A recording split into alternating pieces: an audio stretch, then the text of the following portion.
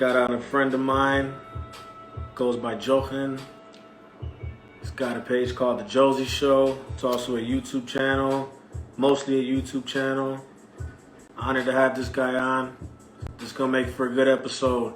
You guys get to hear why a veteran of the U.S. military has chosen cannabis as his relief instead of a lot of other things that they might have tried to give him.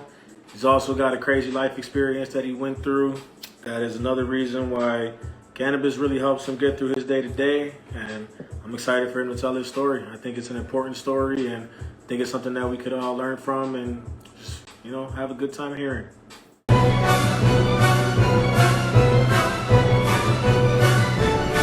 Again, we know each other outside of this, but I wanted to just take this time to let you know what I do with this show. You know what I'm saying? The reason why I started it, and it goes a lot to what you can relate to, because of just how many doors cannabis has opened and how much relief this has given us in our lives, and how much we are just daily smokers, and we're going to continue to smoke. So I'm all about spreading the positivity around it, and speaking on the positivity around cannabis. I think it has definitely had a positive impact on your life. So I'm excited for you to have a chance to tell a bit about your story and why you benefit from it, brother. All right. Well, let me just start way back when. I graduated high school in 2007, and right after high school, I joined the Army. So I was in the Army for 6 years. Thank you for your service, brother. No problem, no problem. Always nice to hear that once in a while. But so yeah, I served 6 years, went to Iraq and everything like that.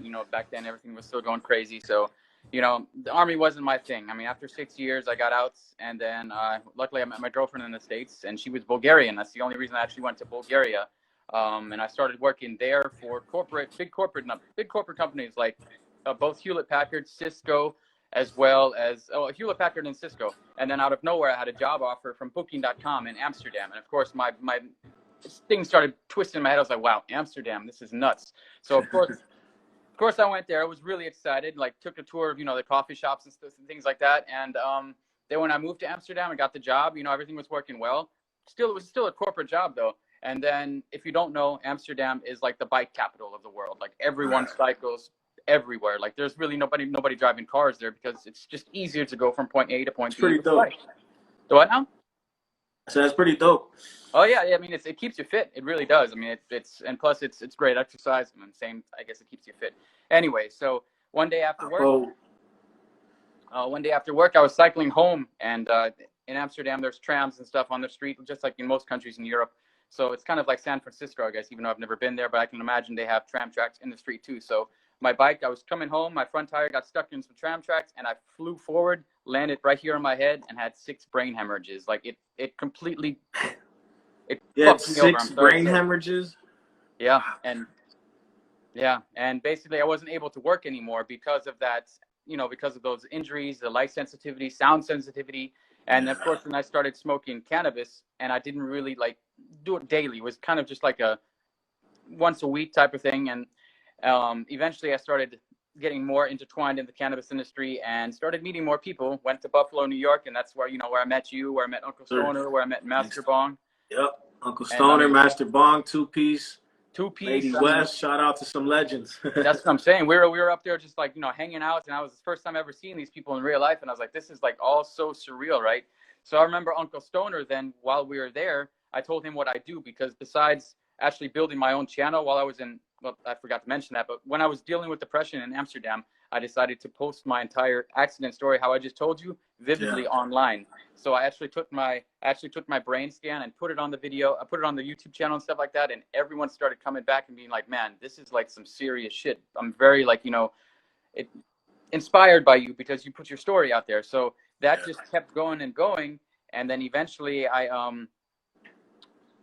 started posting stuff about Amsterdam, and then people saw what I can do, and they took me to the States. And like I said, in Buffalo, we were there, and we all met. And then Uncle Stoner asked me, hey, I got a video of me going in Jamaica. He puts on snorkeling glasses, and he lights a joint, and he puts it in there and goes swimming. And I was like, this is the craziest. And it only had 20, 30, it had very low views. I don't remember what the number was. Yeah. So then I work my magic, because I do SEO. I taught all these skills myself, these SEO YouTube skills. Now I'm also working basically with Master Bong directly with clients, helping them with SEO and stuff. So it's all crazy. But back then I just helped Uncle Stoner out, and I didn't really think anything of it. I knew it was going to get views. I knew it was going to do something. And then 2 months later, he hits me up like 6 days before my birthday and says, "Hey, Jay, do you want to come to Jamaica?" And I was like, what is going on? You know? So that was like, I was mind blown. Even like just everything there. I've documented most of it. Like I have the video, A Day in the Life of Uncle Stoner. It literally. Yeah, I was gonna say, you know, like you said, you got those videos posted, and there's a ton of great content on your YouTube page, The Josie Show. Everybody, after this live, go check it out, man. He's got some appreciate awesome, it. Yeah. awesome videos, well edited. Again, touching that back on that SEO, search engine optimization, the way that you tag your videos and the way that you describe them and the way that you upload them to YouTube and to even other sites like Facebook, Instagram, the way that hashtags are so important on getting that extra exposure on your content. You know, I wanted you to just take a quick second to kind of touch on that. And like, I know because you're self-taught. You taught yourself what worked and what didn't when it came to how to get your videos to rank, right?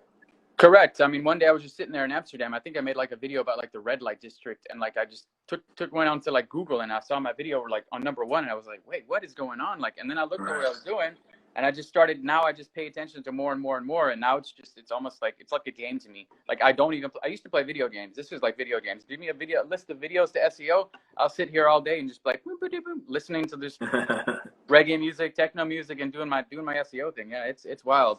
But I mean, you wanted me to like give it like some tips out there. You know, a lot of people when they go on social media, it took me a while to do that, get used to it too, but you have to kind of be different. You have to be unique, and don't be afraid of it. I mean, sometimes it may just sound like so obscene. I'm going to get to this whole reasoning why. You're literally going to just start laughing. So what I'm saying is this also Master Bond, big shout out to Master Bond, because he's the one that kind of like initiated me to like, you know, personalize myself. Right. Luke. So in Amsterdam, not only did I do, I got my gift bag in the house. I have his shirt on though. This one right here, high fives and high vibes. You know, so nice, great shirt.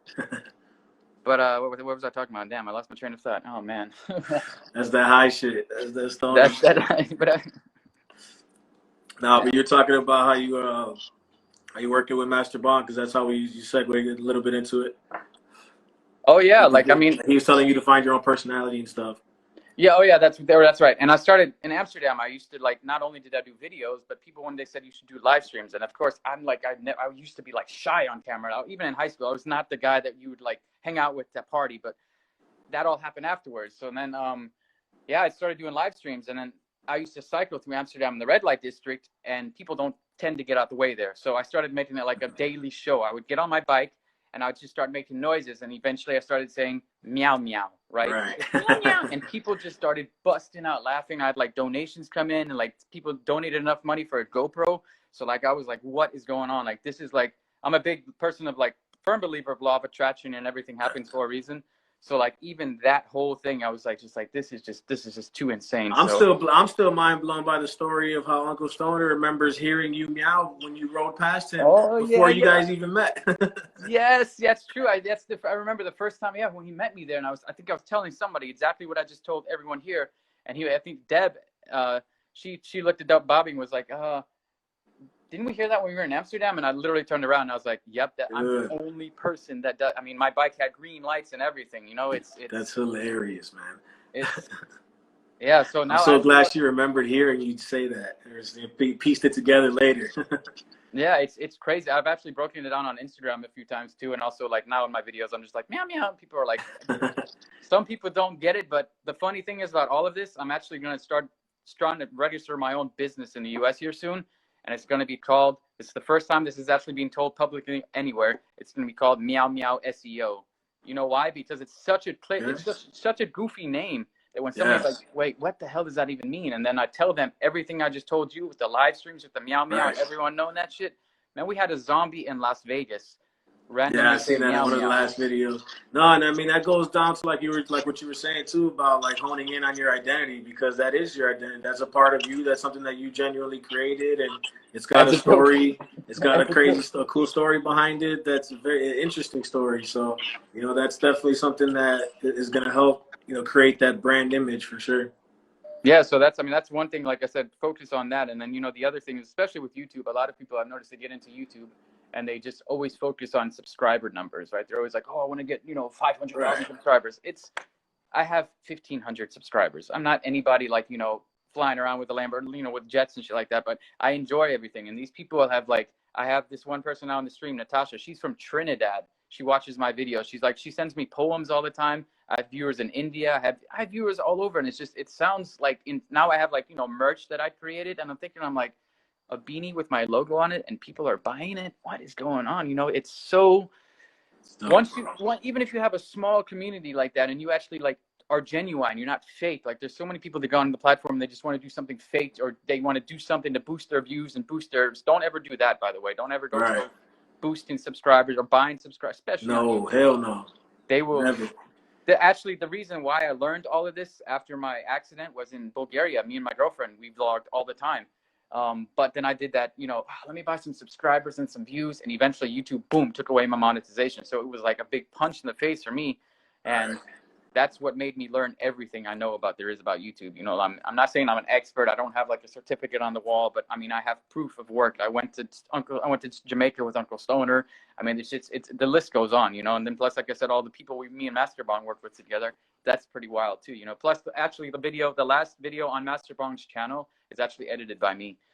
Right, nice. So that's like, you know, it's crazy. It's how far it's taking me. So that's what I'm saying. Like, just even the most goofiest thing, you can make something out of it. And this year, despite all this Corona stuff and all this other stuff going on, because that's the thing, man. Honestly, I'm not saying the stuff, you know, we're not going to get all political, but don't focus on that. Focus on yourself. Focus on what is. Exactly. That comes down to like part of the reasons on why I made the show. You know what I'm saying? Why I wanted to have something that I created that I can, you know, help blossom and become something bigger. And right now, that's already how it's going, man. I'm honored. I feel blessed. I've been getting a lot of love with the show. I've been getting, you know, able to have great guests on like yourself that have interesting stories. And at the end of the day, it's all about promoting the positivity around this, man. Oh yeah, but we completely forgot to mention about the whole thing that while I was in the States, I lived on the hemp farm, Syracuse, New York. Big shout out to Sarah Senov. Right. Like, she has a really inspiring story where she was on like 17 pharmaceuticals or 16 or something like that. And she told me how she got off cannabis, you know, got off them through cannabis one day. And I remember at the farm, I was only supposed to stay in the States for like a short amount of time. So I only had like a short amount of antidepressants with me, and I was running out of them. So her wife was like, you know what, cut one pill in half and only take that half and see how you feel. So I was like sluggish all day. And then she came home with some flour, smoked some flour, man, we trimmed hemp. I edited a video, and that's when I realized like the gears just clicked. And then after that, like I said, Jamaica, I ran out of my antidepressants. But big shout out to Deb again, because she had THC capsules, and I started taking those in the morning. And now I haven't been on antidepressants in 9 months. And I mean, look what I've done in 9 months. You know, that's what. It's been 9 months. That's awesome, man. That's good. It might even be more than that, to be honest. Like it's crazy. Man. Yeah, and again, that circles back to how cannabis was able to replace that, you know, because it's just a matter of how you use it. You have your dosages and have your expected, you know, with your times when you got to do it and when it's okay to smoke a lot, when it's okay to only smoke a little bit. Like you said, you took the capsules in the morning because you were balancing it and spreading it out. It's not about just sitting on the couch getting baked. This is something that can really help you navigate through life when you use it properly, man. But I still hate the rep it gets. There's some people, when you say you smoke, they assume that you're that person that's on the couch doing absolutely nothing. But if you actually see how much I actually do behind the computer, I mean, it's insane. And if I didn't have, it's not like it's a good thing. It enhances my life. And like I said, I focus on what I want to focus on, not the stuff that they try to make you focus on. Because, man, like, I mean, I have been separated from my girlfriend now for a year. She's still in Amsterdam. I'm still keeping positive, building my platform, making all this stuff happen while she's over there. Josie is actually a combination of Jochen and Sylvia. That's what it's there for, because I always had that vision in my head that I want to just sit there one day and do exactly what I'm doing now. Not to, like, it's already, in this extent, it's already blown up. So now I'm just want to finally get home. But of course, Corona has kept me here for a bit. So got to make the best out of it, you know? So, exactly, man. Keep moving and just stay with your bud. Just keep smoking, brother.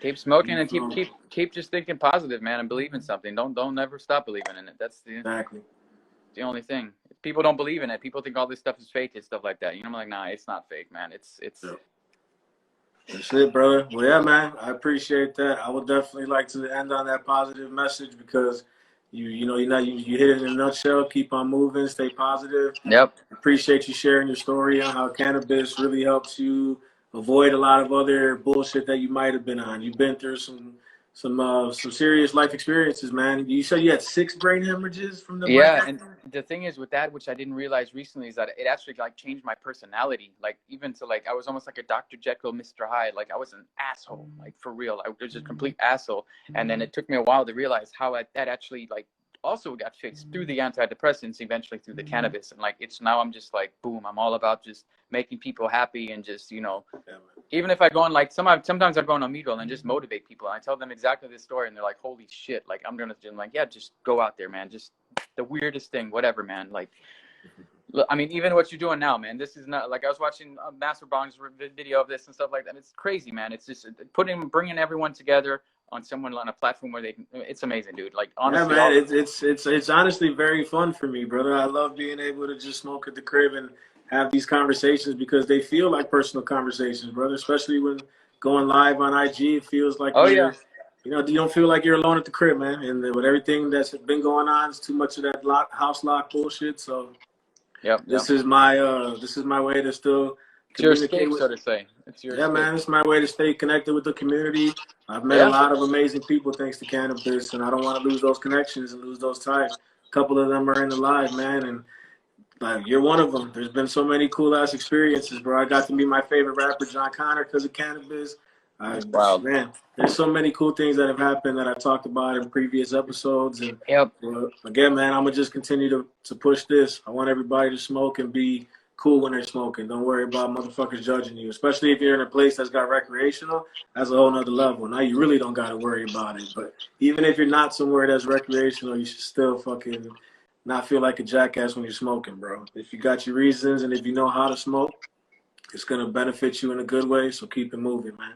It's all about how you practice and how you smoke it. If you smoke a little bit, smoke the entire day, like you were saying, sitting on the couch. I hate that. I hate that stereotype we get. It's so messed up. Yeah, no, this is already towards the end of my evening. Smoked the fucking fatty. Now I'm done. Now I'm chilling the rest of the night. But hey, man, I'll let you enjoy the rest of your night. It was your birthday yesterday, right? Happy birthday, bro. Well, on the 9th, actually. Yeah, I was gonna say a couple days. All right, cool. Appreciate it, man. All right, man. Stay safe and stay positive and keep in touch, man. Everyone, if you guys, like I said, if you guys want to hit me up or whatever, hit me up, man. I'm down. Josie Show. The Josie Show everywhere. Instagram, YouTube, check them out. He's got some awesome episodes that are definitely worth tuning in for. All right, Joakim. Appreciate you, brother. We'll talk soon, man. Happy holidays, brother. All right, man. Stay safe, like I said, and stay positive. Meow, meow.